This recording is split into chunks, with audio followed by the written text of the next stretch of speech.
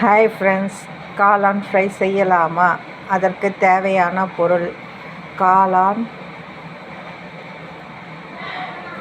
பட்டை, லவங்கம் சிறிது, பூண்டு, கரம் மசாலா, மிளகாய்த்தூள், சிறிதளவு மஞ்சள் தூள், கருவேப்பிலை, கொத்தமல்லி. காளானை 2-3 தடவை தண்ணீரில் அலசி பிறகு வெதுவெதுப்பான நீரில் போட்டு எடுத்துக்கொள்ள வேண்டும். கடாயில் நெய்யை ஊற்றி நெய் காய்ந்ததும் பட்டை, லவங்கம், சோம்பு, இஞ்சி, பூண்டு விழுதை சேர்க்கவும்.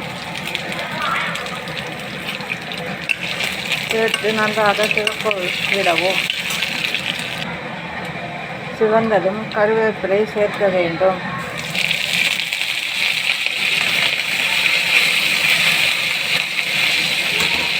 பிறகு காளானை சேர்க்க வேண்டும்.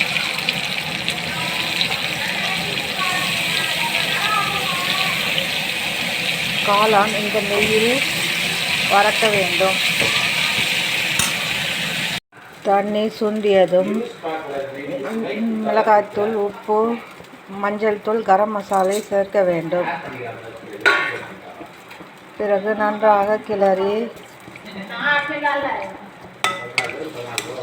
வேக விட வேண்டும்.